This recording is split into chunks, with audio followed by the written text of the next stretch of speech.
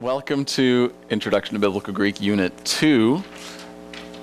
I was going to repeat the disclaimers in case Pat was able to join us this time, but it looks like he's not, so we can skip over those for now. For the syllabus, none of you sent me any more objectives or whatever, so I guess that's a good thing. It means that I was somewhat on track, or it just means you have no idea what you want to learn about. But either way, we'll just keep on track with what I had listed there then for what we're going to go over. So the syllabus probably won't be changing much. About the video recording, I'll spare you the gory and boring details, but basically a bunch of it didn't work. So hopefully within the next week, I'll have 2 videos up, one for the first week and one for the second week. So I think that's all we need to say about that. You should have gotten, I think my dad passed them out here, but I redid Unit 1, and it's 3 sheets of paper. It's double-sided. So we're going to just go over that quickly because I added some blanks and so on for us to fill in. And then you should also have Unit 2, which is 2 pieces of paper. So going back to Unit 1, try not to look at your, and actually I'm going to, well, I can leave that up there. Try not to look at your other notes, see if you remember this. And, you know, last time I tried to get us talking a little bit. This time we really have to talk, especially since this whole row is gone. So there's a lot more participation this time. I tried to do more fill-in-the-blank kind of, because I think it's encouraging to see how much of this you can kind of guess or just intuitively figure out. So I encourage you to talk. So looking at Unit 1, then the first page, the first part says that the earliest known form is called Linear B. What was the Greek that was from the 8th century to the 4th century BC called? Classical. Yep, Classical Greek. So that was Homer through Plato. There were various dialects of Classical Greek. In the 4th century BC, Athens was conquered by King Philip of Macedonia. His son, Alexander the Great, spoke the Attic dialect of Classical Greek, so as he conquered, that spread, and that was the beginning of the Hellenistic age. As Greek spread, it changed, and eventually it became Koine Greek. It's a few lines down there if you don't know how to spell it, K-O-I-N-E. And then the next line, blank is Greek for blank. Koine is Greek for common. And that's because it was the language of the everyday common people. It wasn't as precise as Classical Greek. The New Testament is written in this Koine Greek. And we made a little note on the important timing of this, just in world history, that everywhere that Paul went or sent letters, he could speak or write in Greek. So that's just kind of an interesting note about the time of all of this. So then we went over those myths and encouragement, which we don't need to go over again. The Lord's Prayer I put on here, and this time I put lines underneath the words. Over the course of these next few units, we're going to eventually fill in this whole thing. Some of these words I will have to give you. It's for writing the English translation underneath.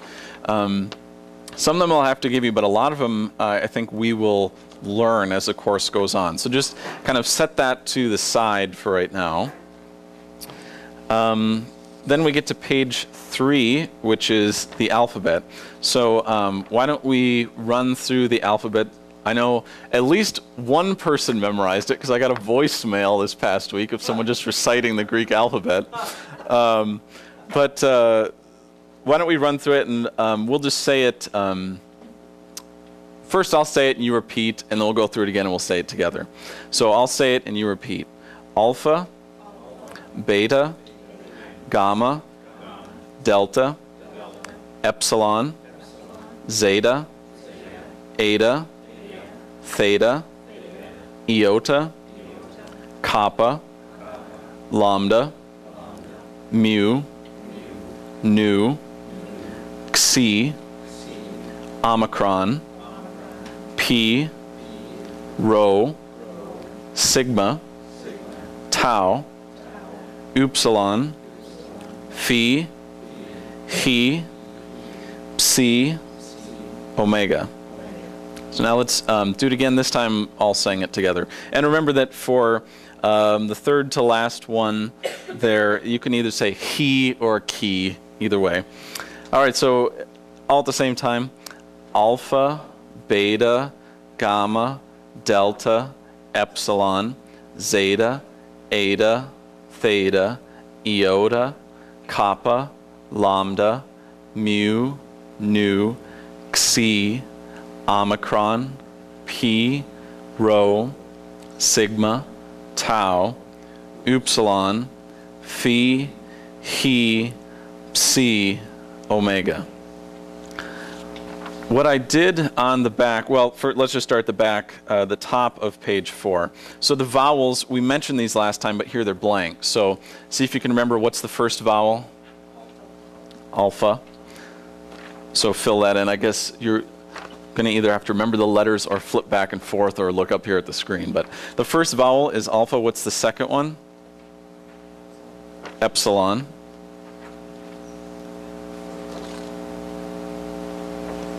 What's the third vowel? There's one before that. Yep, eta.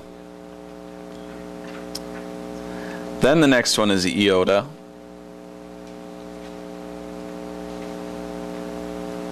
And what's the next one? Omicron, yep. Then somebody said it, the next one is upsilon. And the last one is, did I put the right number of blanks there? Okay. And so the rest of the letters obviously are consonants. I mentioned this, that when a sigma occurs at the end of the word, it is called final sigma and looks like this. We talked about this briefly last time. Regular sigma looks like this, basically what looks like our English letter O with a line on top is the regular sigma. But if it's the last letter in the word, then it's final sigma, and it just looks like that. So that's why I have final sigma. So anywhere else in a word, a sigma is simply called a sigma and looks like, and you would write the regular one.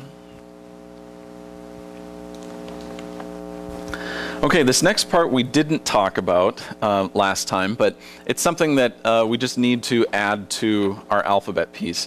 So the gamma we learned was the G sound, like our English G. So it says when gamma, and there's a blank, just practice writing gamma. So gamma, if you don't remember, goes like this. On your printed version, this loop doesn't look so big, so it almost looks like it's just a straight line like that. But I like to put the loop in there. So when gamma is immediately followed by a, and I'm just going to, we might as well use all the practice we can get. So when it's followed by a, what's that first letter? Gamma. The next letter is a kappa. The next letter is a he or key, and that last letter is a xi. And I get xi and zeta mixed up all the time, and I don't think I mentioned this last time, but basically the difference is here's zeta, and here is xi. So it's kind of the same shape, it's just that the xi has one more loop in it. So zeta looks like this, and the xi is the same thing except it adds a loop in the middle. So that's the difference between the zeta and the xi. Okay, so when gamma is followed by a gamma, kappa, he, or xi, it is called a gamma nasal and is pronounced like an English N. So pause for a second. This might sound weird, but it makes sense.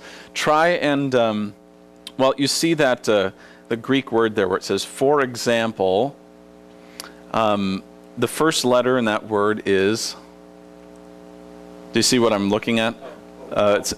It says, for example, yep, alpha is the first letter, the second letter is a gamma, the third letter is a gamma, the fourth letter, epsilon, next letter, lambda, Next letter? Omicron. And the last letter? Sigma, and specifically that's what the final sigma. So how do you think that would be pronounced? Well, I'll just tell you. The problem here is you can't really do two G sounds in a row. This would be like oggalos, and it just, you kind of choke on it, you know, oggalos. You have to pause for so long in there. And the Greeks really hated any of that, like pausing in your words and wasting time. So they would change their language like we all do. And so that first gamma sounded like an N. So instead of this being like oggalos, it's ongalos. So it flows so that they didn't have to stop like that. So it's called a nasal because, I mean, it sort of sounds nasally, ongalos. Does that make sense, that concept? The gamma followed by any of those letters turns into an N sound. And even if you don't remember that, if you're trying to pronounce a word and it's something like oggalos, you'll probably remember just because it's going to be so hard to pronounce otherwise.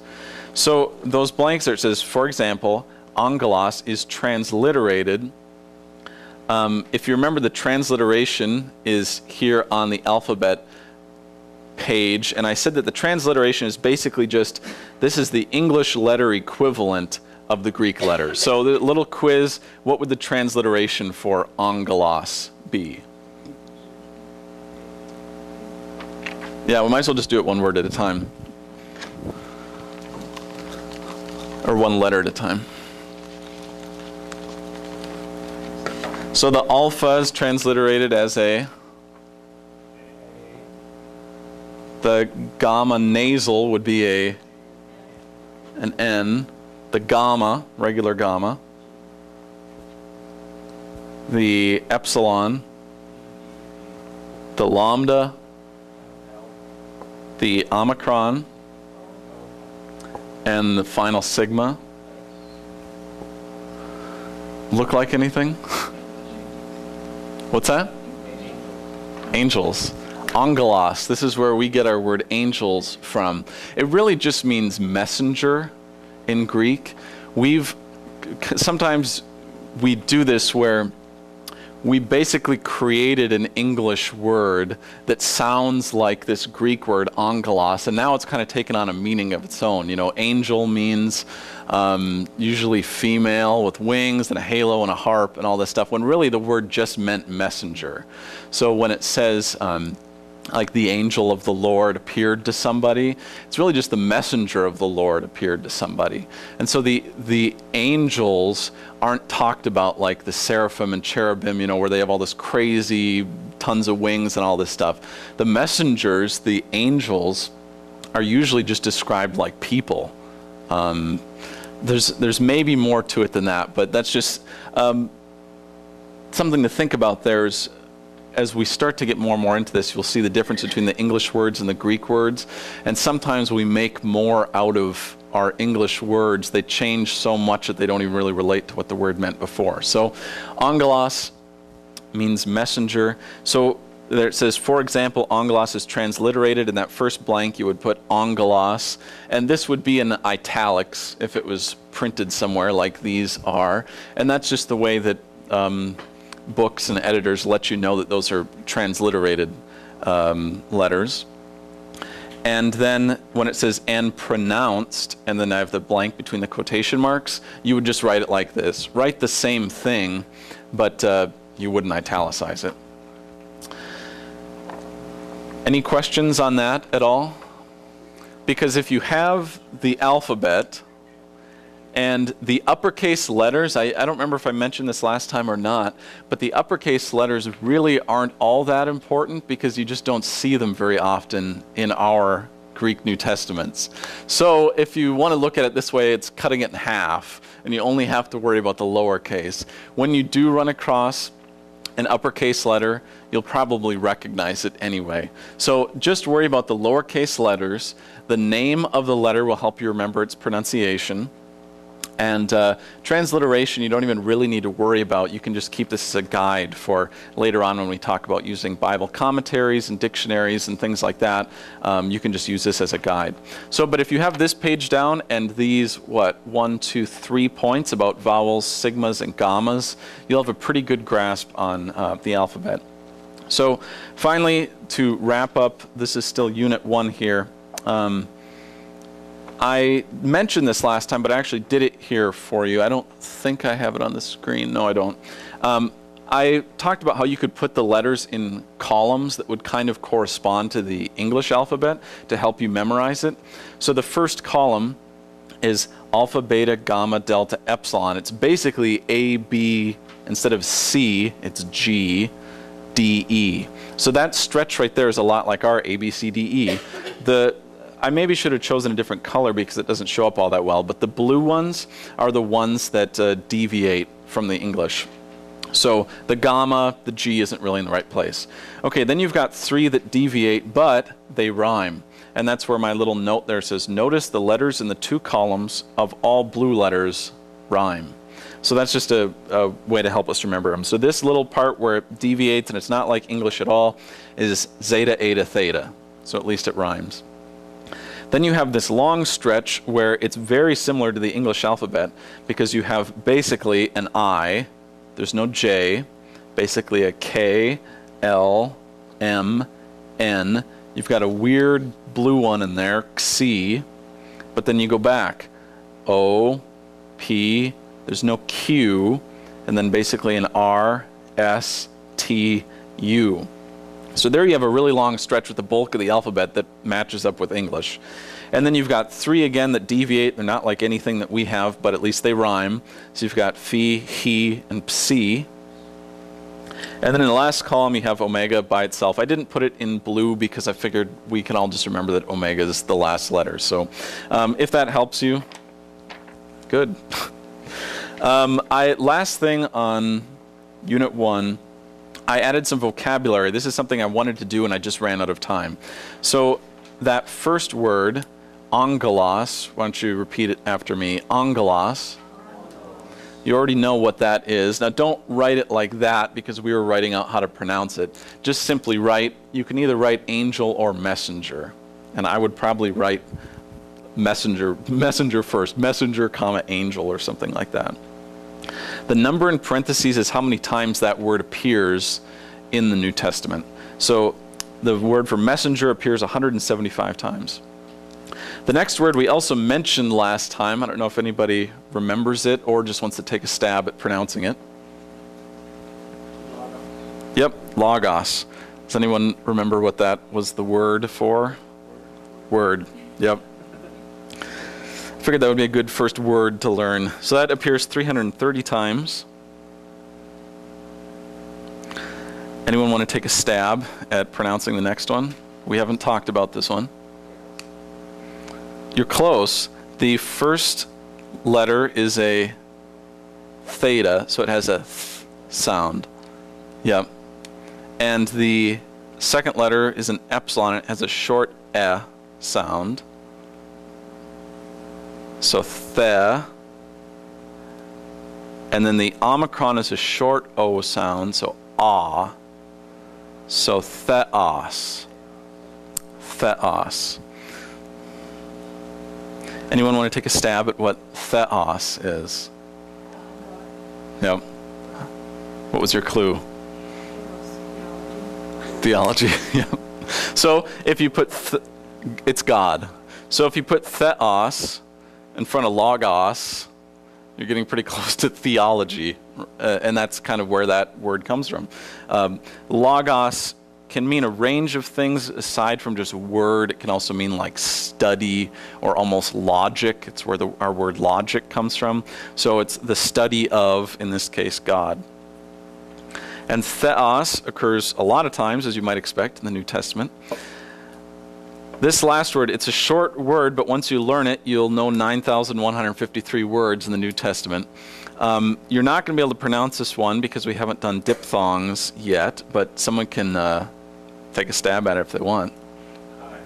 Chi, yep. And anyone want to guess what this means? It's a word that shows up a lot. Just a normal word, not the. But it's 3 letters long in our alphabet too.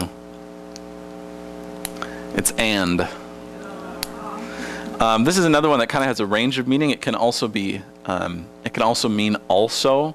So I would even write and, comma, also. And there's a few other things that can mean as well. So just by learning those 4 words right there, you will know 7.9, almost 8% of the New Testament. So I like to follow along with those things. It's just encouraging when you see how quickly. And after today, well, I won't peek ahead, but you'll know a lot after today. We'll just add a few more words. So the last thing there, put your skills to use. The ABC Family Television Network ran a show from 2007 to 2011 titled Greek. What do you think of their logo? That was one of their logos.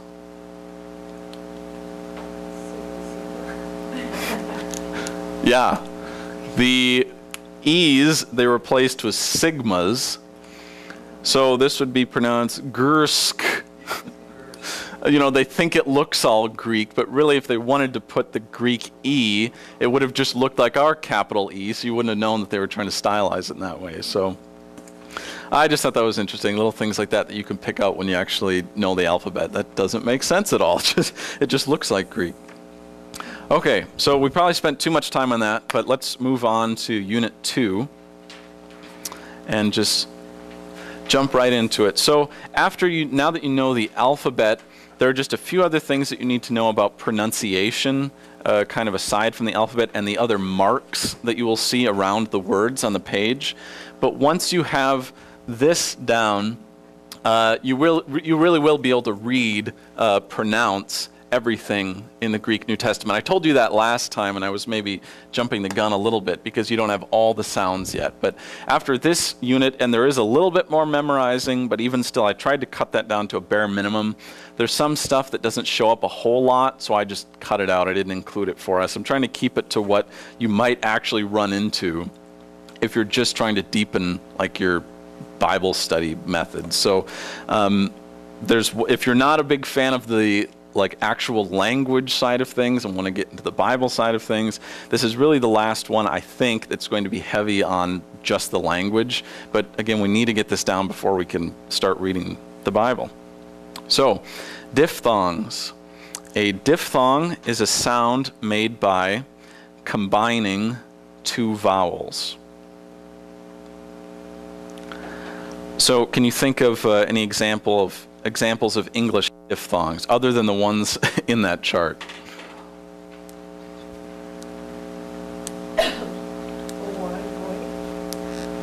Yeah. And I should probably clarify too that diphthong means a little bit different things in different languages. As I was looking this up, some of what I was reading doesn't exactly apply to Greek, but the basic idea is that here, now I mean, we can argue about, when Y is a vowel and so on, but in English, these 2 letters anyway basically make one sound, and other languages, aside from learning Koine Greek, maybe make more of a deal about, well, a diphthong is when you're sliding through the vowels, so you kind of say boy, and like the way that you're pronouncing the vowel changes. But for us, it's just all we have to worry about is the fact that there are 2 vowels, but it's only making one sound. So, any other English diphthongs? I mean, you can steal some of those same vowel combinations and just make other ones. So, things like boil, we don't pronounce this bo-il or ba-il. We say these 2 as though it's one sound, oi, boil. So, that's the idea behind diphthongs. The Koine Greek diphthongs, there are, 1, 2, 3, 4, 5, 6, 7 of them. The 7th one, there's 2 that are very similar. So the first one, those 2 letters are what? And iota. So the alpha, iota, when those 2 vowels are together, it makes an I sound, as in aisle, as in our English word aisle. The next vowel combination is epsilon, iota. and this makes an A sound, as in our English word 8. And so those two are pretty easy to remember because the alpha iota looks like our AI, so just remember isle. The epsilon iota looks like our EI, so just remember 8. Same with this one. This vowel combination is omicron iota, and so that makes the sound like oi as in oil. The next vowel combination is alpha upsilon, and so that makes the ow sound as in sauerkraut. The next vowel combination is omicron upsilon. That makes the oo sound as in soup, so not that much different than the sound upsilon makes on its own.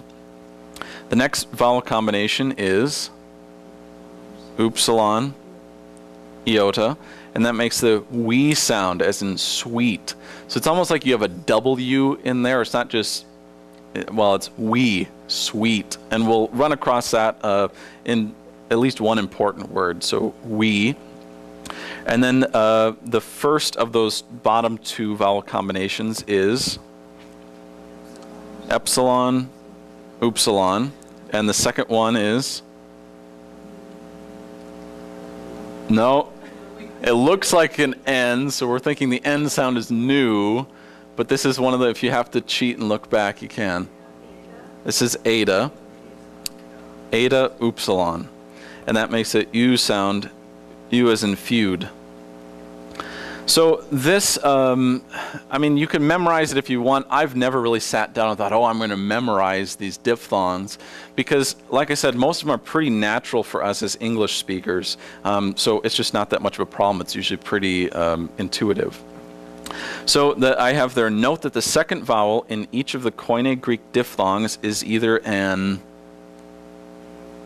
iota or an upsilon. So that helps you too. It limits the vowel combinations that can be diphthongs. Any questions on that before we move on? Okay. This is something that we could go more in depth on, but I figured there's really no need for us to. I just wanted to make you aware of it because it is something you're going to see printed on the page when we actually look at Greek. And I'd like you to be able to know what all of the symbols are, just so you're not confused. Even if you don't know what they all mean, at least you know what they're about.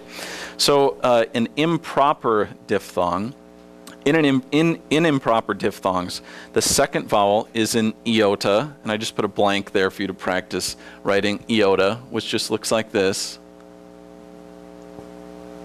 Just looks like our lowercase I, except it curves at the bottom and there's no dot.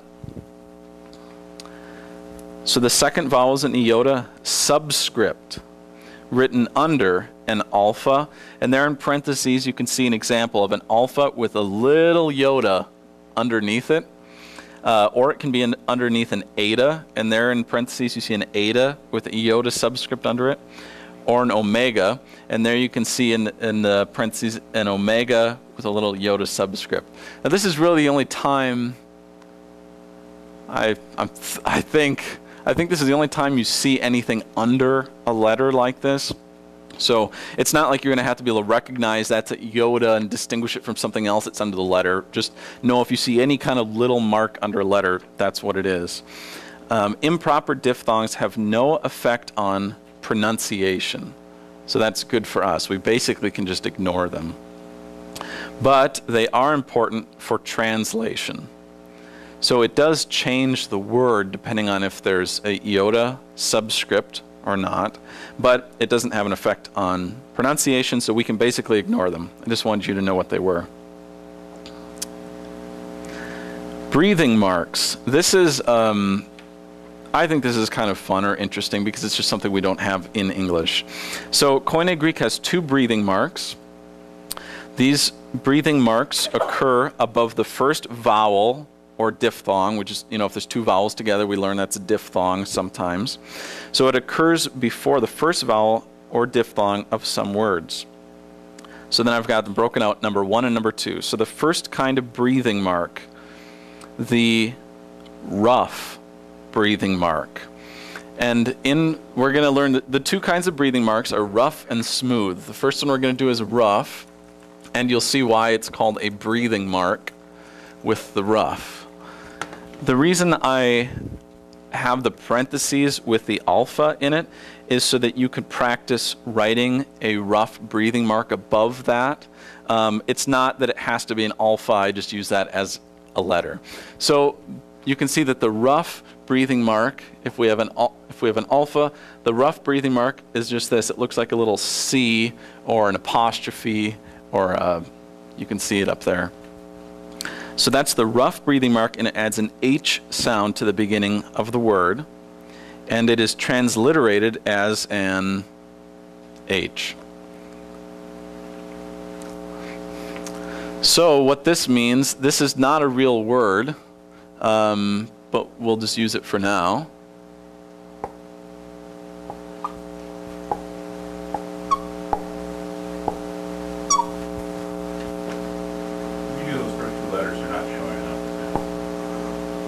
Okay, so we did this word a little while ago.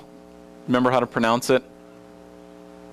Angelos. Yep. Keep this short so that you distinguish it from the omega. But angelos. Now this isn't a real word, but let's imagine that this alpha had a rough breathing mark over it. How would you pronounce it then? Angelos. Same thing, you just put a h at the beginning. So that's why it's called a breathing mark. You have some breath going into there. Angelos. Again, that's not a real word, but it gets the concept across. And then the, I actually have down on here, I have pronounce, and let's try pronouncing that word. Does anyone want to take a stab at how you would pronounce that word? Actually, but before we even try pronouncing it, I'm going to ask, is that a diphthong or not? You have two vowels in a row. No. It's not. And again, the quick little way to remember is that all of the diphthongs end in a iota or an upsilon. Also, do we have any English words that have an I followed by an O that are only one sound? I don't think we do. So again, you can kind of just think in terms of English. That I followed by O doesn't really make one sound. So anyway, someone want to take a stab at pronouncing this one?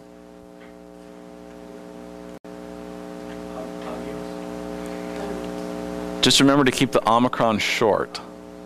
Agios. Yep. Because the O sound is for omega, so omicron is A. So agios. Now that's not a real Greek word, but this next one is. So how would you say that next one? Hagios. So I just took the rough breathing mark off the first one. So hagios, adding an H sound to the beginning. Hagios is the word for holy, by the way. It's also the word used for saints. Saints are basically the holy ones. So the normal alpha. Yeah, so again, it has nothing to do with the letter alpha. That's probably bad that I have that in all of my examples. You can have any word.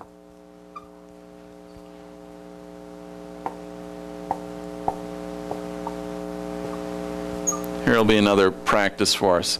Anyone want to take a stab at pronouncing this? Remember that the epsilon is short e. On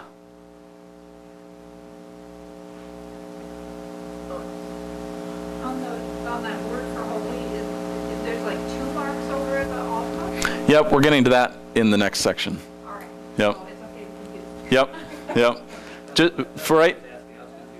Oh, okay. Okay, yep, we're getting to that in a second. And see, that's why I want to go over all of the marks, just so we're not confused by what all is there, but I have to do them one at a time. And it's an accent mark, it's what we're getting to next, and every word has an accent mark, pretty much every word, so I couldn't find an example that didn't have an accent in it. But this word for a minute, what's the first letter? Upsilon, which makes an sound, or upsilon. This letter is P, makes a P sound. This letter is epsilon, makes an S sound. This letter is Rho, makes an R sound. So, ooper, which again isn't a real word. But if you put the rough breathing mark, and I just wanted to show you that it doesn't have to be with an alpha, this is a real word minus the accent. Hooper. That is a real word in Greek. So, yeah. And the alphabet thing here, the alpha has like a line, Do you have the new version of? That's one of the things I fixed. Yeah, is my previous font was adding in all these different marks and stuff. So that's one of the things I wanted to fix. So yeah, be sure you replace your old Unit 1 notes with the ones I just gave you. Okay, so that's the rough breathing mark. Number 2 is the smooth breathing mark. And again, I have an alpha there in parentheses, just so you can practice writing a smooth breathing mark over it. So it's simply going in the opposite direction. The smooth breathing mark has no effect on pronunciation and is not transliterated. So very good for us. Again, we don't have to worry about it changing how we're speaking things or even looking it up in a dictionary or anything. So something got cut off here. I have arif. Oh, just cross out that ERIF. That's just a typo on my part. So let's try pronouncing this again. Now this is not a Greek word, but where it says pronounce, that word that starts with an alpha. Does anyone want to take a stab at pronouncing that?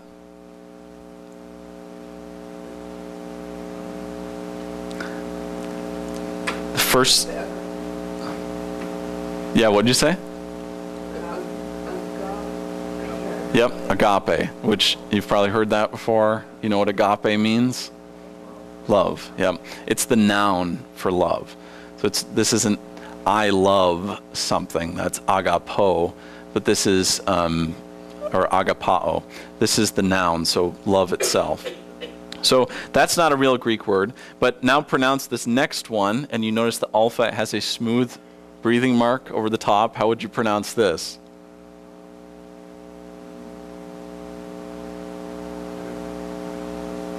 Agape. You pronounce it the same way. I'm kind of being goofy here, but I said that the smooth breathing mark has no effect on pronunciation. So I'm just trying to get across to you that the smooth breathing mark doesn't change how you say it at all. Why do they have it? I don't know where it came from. Remember that Koine Greek is descended from classical Greek, so there are some things left over that don't really make sense anymore that at one time fulfilled a purpose. Now they do, again, sometimes it makes a difference between one word or the other, whether there's it's kind of like, you know, in English we have silent E's, like Kyle. It doesn't add anything to the pronunciation of my name, but it's a different word than KYL, which in this case isn't a word. But is there another question over here? But you said it was for translation purposes because it modifies. This one doesn't. Okay, yeah. The question is whether it's used for translation purposes. Back, just flip over the page again. When we talked about the improper diphthongs, that iota subscript, that tiny little iota under the letters, that does show up in transliteration. So when you're putting a Greek word and trying to write it with English letters, you'll have to represent that there's a iota subscript in there. Whereas a smooth breathing mark, you don't even care about. You don't even add that in. So like, let's take, we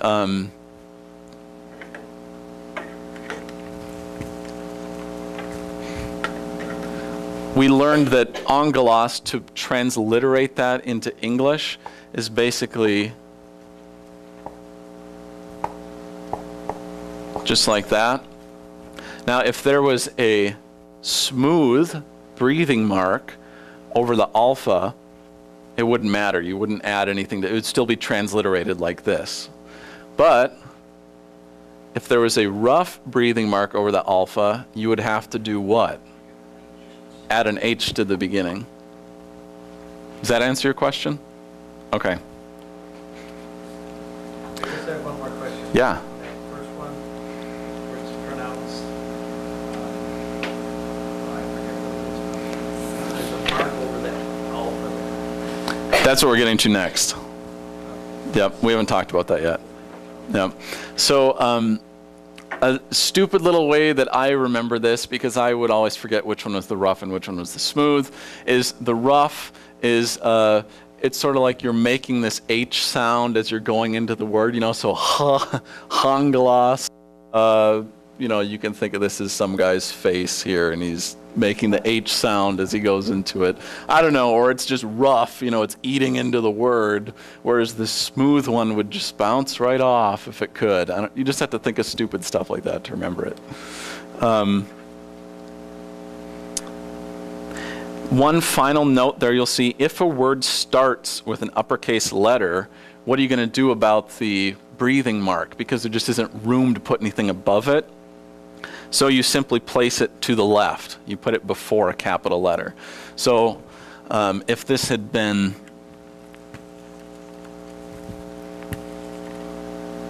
a capital alpha and we wanted to put a smooth breathing mark on there, it would simply go right there. It's pretty basic. But look at that word there that I used for an example. What's the first letter in that word? Iota. What's the second letter? Eta. The third letter? Sigma, yep. The next letter? Omicron. Remember to pronounce that Omicron, just so you help remember that it's a short ah sound. The next letter? Upsilon, and don't worry about the thing above it right now. And the last letter? Final sigma, yep. So, anyone want to take a, what? Jesus. Want to take a guess who that is? Yep. So there's your Lord's name in Greek, Jesus. It's another name too, because Jesus shares a name with somebody else in another language. Joshua. Yeah. So you can translate Jesus as Jesus or Joshua. Okay. So accents, we're getting close to done with all of this pronunciation stuff. So this will answer your question about the other marks that you're seeing. Let me just erase what's up here. So there are 3 accent marks in Koine Greek.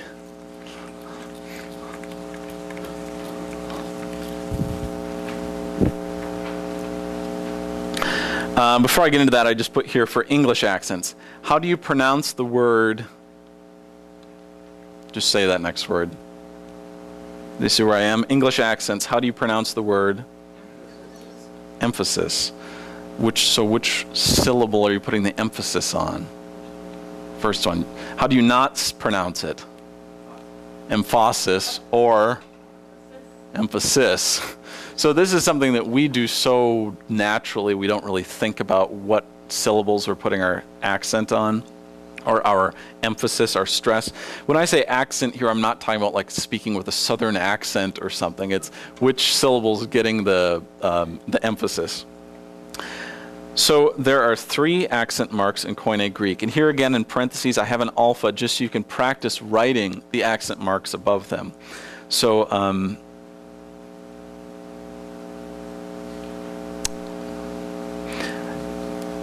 the 3 are called acute, smooth, and circumflex. The names don't really matter, and unlike the breathing marks, where there's actually a difference between rough and smooth, we're going to treat all 3 of these the same.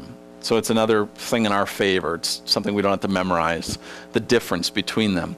So, but if you want to know the names, I put them on there for you. Acute goes up. Oh, I'm sorry, that's a typo. It shouldn't be smooth. That was left over from the breathing mark. The second one is grave.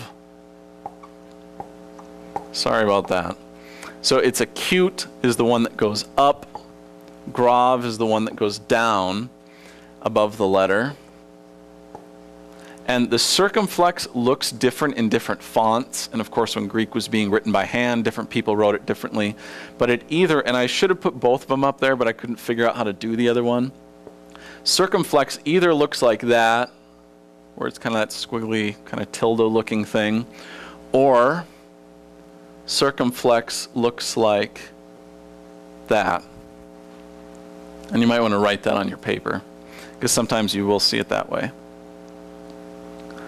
So again, all this means is if you see a syllable with any of these symbols over it, that's the one that gets the emphasis in the word. So in that next paragraph there I say, pronounce these vocabulary words you learned in Unit 1, which was earlier tonight, placing emphasis on the syllables with accent marks. So first, not even caring about the accents, the emphasis, just say that first word. Angelos. So where is the accent supposed to be? On the first syllable. And so since I've been guiding us along, we've been saying that correctly. Because we've been saying angelos. We haven't said angelos or angelos. It's angelos. We've been doing that one correctly. Try speaking the second one, noting where you're supposed to put the emphasis.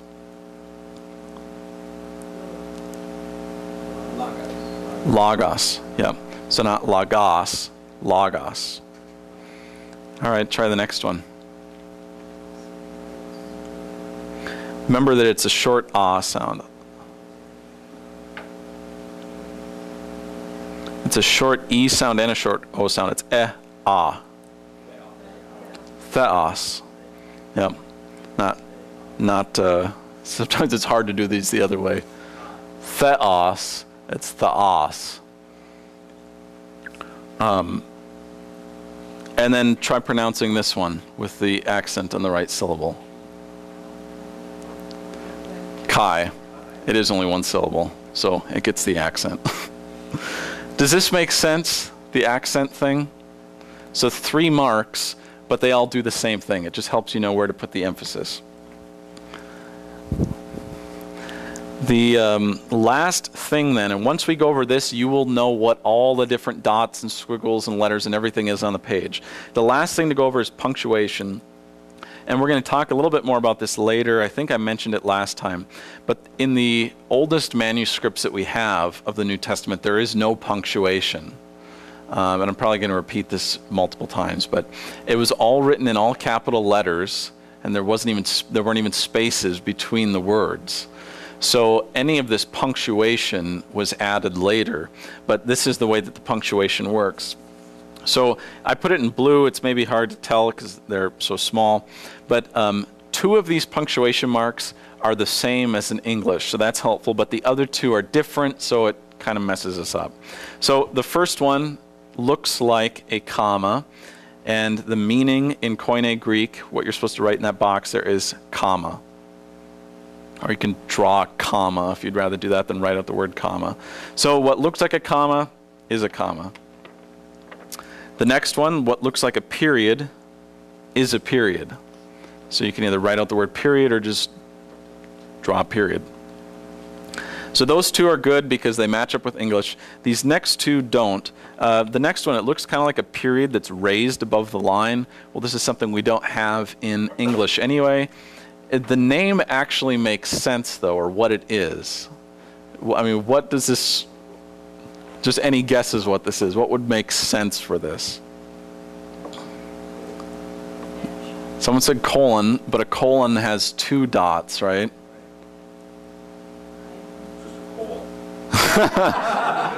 It's almost a colon, but not quite. It's a semicolon. Yep. So you can write out semicolon or write the English semicolon. But this is where we get a little confused because the next punctuation mark is the English semicolon. And that is a question mark. So the comma is good. It is a comma. The period's good for us. It is a period. The raised dot is a semicolon. But if you think about it, it just sort of makes sense. It's half a colon. And the last one, you just have to think about, I don't know, flipping it upside down and then making that comma, arching the comma out more, and you kind of make it into a question mark. So the last thing there on this page is syllabification, so how you break words into syllables. You'll notice that, sorry, typo there too, we haven't said anything about how to break Greek words into syllables, and yet you've been pronouncing Greek words. This is possible because Greek words syllabify very much like English words. While there are syllabification rules that can be memorized, for our purposes, you can just go with your gut, your English gut. So you can learn all the rules about, you know, when there's 2 of the same consonant, you break it between the double ones, which is again a lot like English. If you have a word like bubble, where there's the 2 B's in the middle, you split it between the 2 B's, bub, bull. there's 8 or 10 rules or something like that, and a lot of them are the same as the English rules. So if you really want to, you can look that up for yourself and memorize it. But I don't worry about it that much because it's just so similar to how we break words up in English that usually you can just pronounce it and be good. The basic thing to remember, and this is basically true in English too, is that every syllable, and if you want to write this down you can, but basically every syllable only gets one vowel, or one vowel sound is maybe what I should say, because it could be a diphthong, which we learned is 2 vowels with 1 sound. So, I don't know, what's a good example?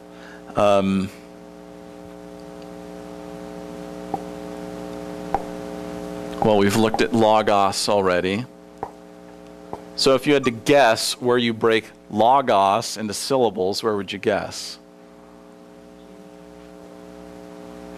Well, then there's no O or G in logos. Okay, here or here? Yep. See, it's just kind of intuitive. Logos. So you only have 1 vowel per syllable, or diphthong. So we just don't need to worry about syllabification very much. It's another nice thing for us. So vocabulary, we are going to add 5 more words, and we're going to know 24.5% of the New Testament, which is just insane that you will know a quarter of the New Testament after we add 5 more words. And that's because, well, you'll see in a minute. So the first word, and these are words we've actually already gone over except for one. So the first word you would pronounce, actually let's just do this as a group. So the first letter in the first word is well, let's just do it a piece at a time. So the first letter in the first word is an alpha, and what does it have above it? Yep. A rough breathing mark and an accent. So that's going to add an H sound to the beginning, and the accent lets us know that that's where we're going to put the emphasis when we pronounce it. The next letter is a, just the next letter is a gamma, which is a G sound.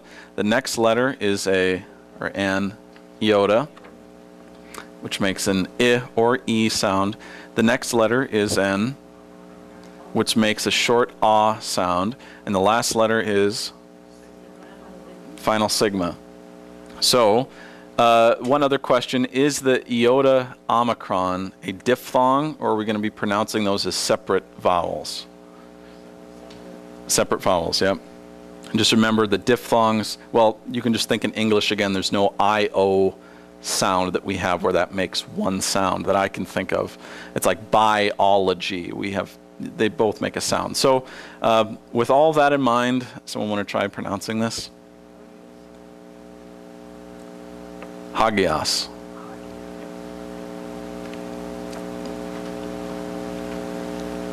And I said this already. Does anyone remember what this means? Holy. Yep.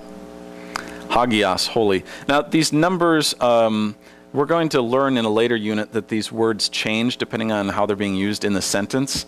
So these numbers account for not just as it's spelled exactly there, but in its different forms as well.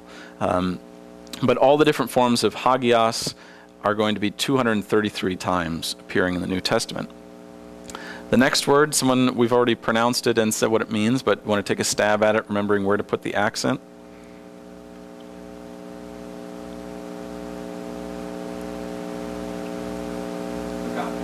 Agape. So above the alpha, above the first letter, is a smooth breathing mark, so that won't affect how we pronounce it at all.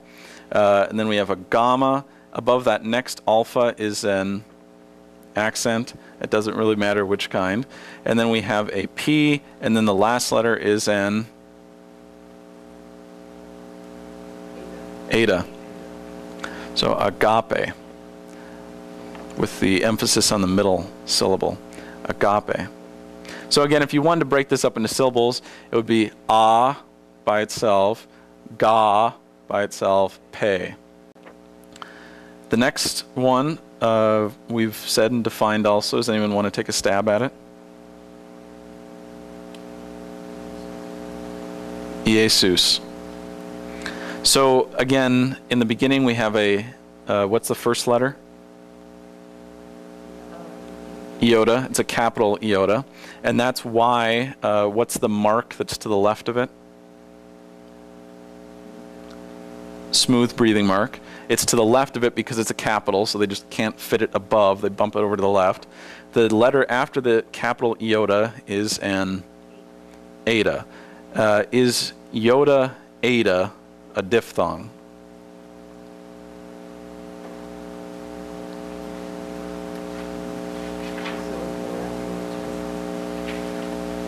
You can cheat if you want. Look back.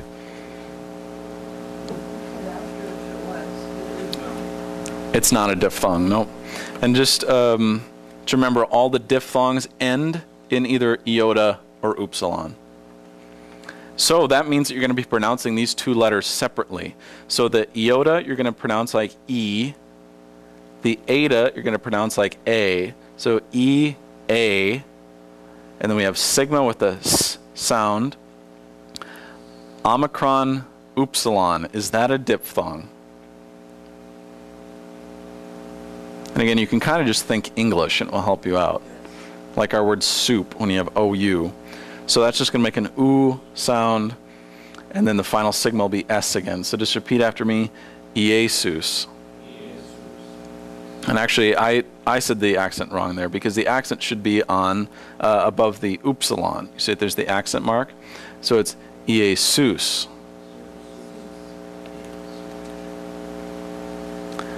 Jesus' name shows up 917 times. The next word we haven't talked about yet. Let's just break it apart again. The first letter is an epsilon, and above the epsilon is smooth breathing mark, so it won't affect how we pronounce it. The next letter is gamma, which makes a G sound, and the last letter is omega, which makes an O sound, and what's above the omega? Accent. So someone want to take a stab at this? Ego. Anyone want to guess what this word means?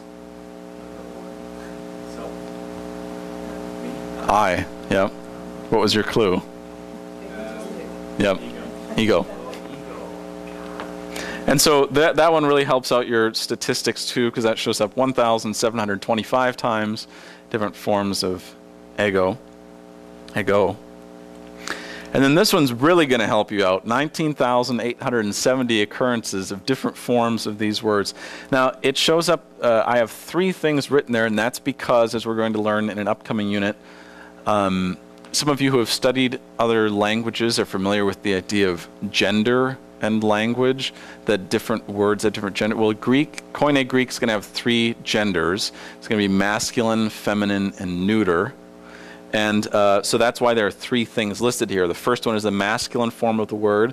The second one's the feminine form of the word. And yes, it's just 1 letter. And then the third is the neuter form of the word. That one's 2 letters. But they're all the same word. So what is the one and only letter in that first word? Omicron. And above the omicron is a, so that would be pronounced ha. Yep. The next word is just 1 letter, and that letter is an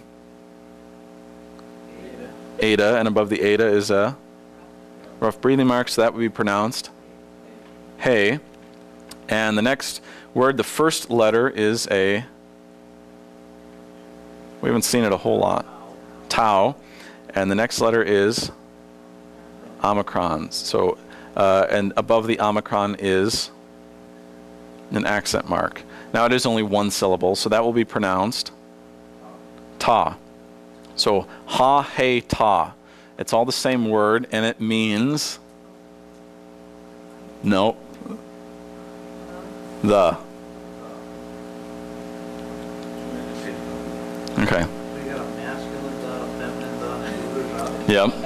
So if I was talking about you, I would use ha to say, and we're.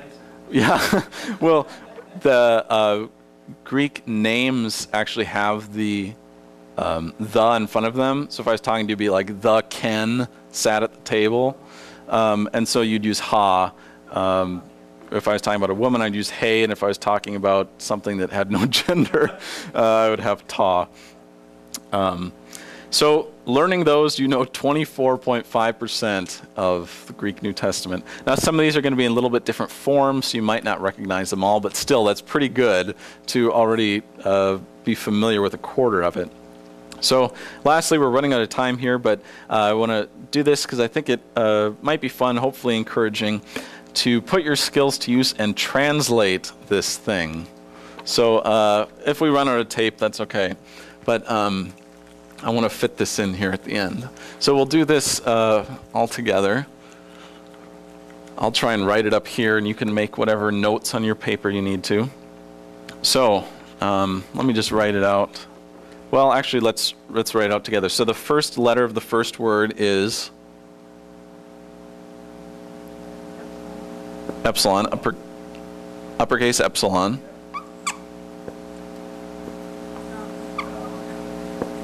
Then a gamma. And actually, let's back up. What's before the epsilon? Soft. Smooth. Yep. And then after the gamma is with an accent. So someone want to try pronouncing just this word? Ego. Yep. Which we know from above is I. So you can write that on the line below it. The next word, we don't know what it means, but we can still spell it and sound it out. So the first letter is the next letter. And this, now it kind of looks like an I because it looks like it has a dot, but what's above the iota? Yep, smooth breathing mark, which means it won't affect the pronunciation at all. The next letter is mu. We haven't seen that yet in a word. It's the M sound. And the last letter in that word, iota.